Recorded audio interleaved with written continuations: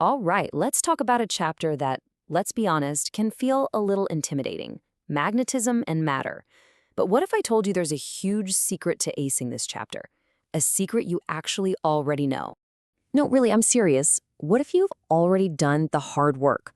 What if almost all the concepts, all the formulas, all the derivations in this chapter are things you've already spent hours and hours learning? Well, here's the secret: they are. This entire chapter on magnetism is basically a rerun of what you learned in electrostatics. Think of it like this: it's the exact same movie, just with a different cast of characters.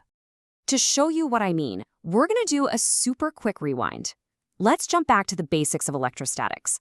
Seriously, this will only take about 15 seconds, but it is the key to unlocking everything that follows. Okay, it all starts here with the fundamental building block, the electric charge, which we call Q. This is the source of pretty much all things electric. So what happens when you take two of these charges, one positive and one negative, and you just put them near each other? You get an electric dipole. Simple, right?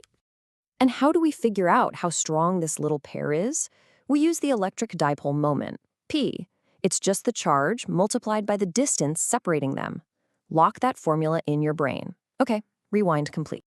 Now let's get to the fun part. It's time to meet the magnetic twin of everything we just covered. And I want you to prepare for some serious déjà vu, because you've seen all of this before. Check this out. On the left, we have our electrostatic ideas. The basic unit is the electric charge. Well, in magnetism, its direct twin is something called pole strength, or M. It's just a way of measuring how strong a magnet's pole is.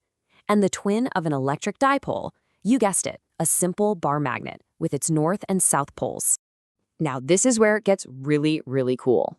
Remember the formula for the electric dipole moment? It was P equals Q times 2L. Well, look at the magnetic dipole moment. It's M equals M times 2L. It is the exact same blueprint.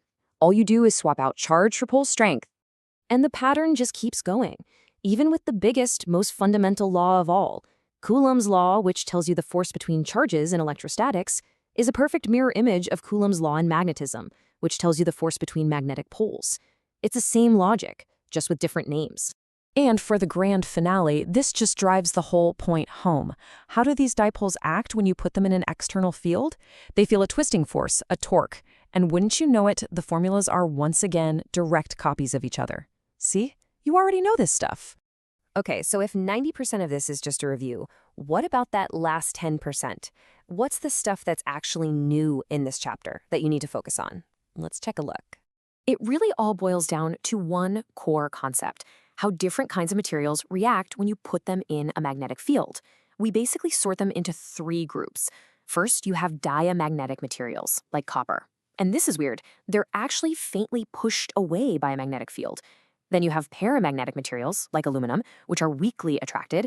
And finally, you have the superstars we all know and love, ferromagnetic materials, like iron, which are super strongly attracted. And that's it. That's the main new idea. So let's just zoom out for a second, because the biggest lesson here isn't really about magnets. It's about something way more powerful, a totally new way to think about studying for your exams. The real lesson is this: physics is not just a random collection of formulas to memorize. It's a beautiful system of interconnected patterns. And once you start to see these patterns, you stop just memorizing and you really start to understand. You learn smarter, not harder. So this is your new superpower. First, really master the fundamentals, because I promise you they will show up over and over and over again. Second, you have to actively look for these analogies and patterns. They are the ultimate cheat codes for understanding this stuff. And finally, always try to connect new ideas to things you already know. It makes learning so much faster, and honestly, it builds some serious confidence. So I'm going to leave you with a question. Now that you've seen this incredible connection hiding in plain sight between electrostatics and magnetism, what other secret patterns, what other hidden connections are just waiting for you to find them in the rest of your syllabus? Go find them.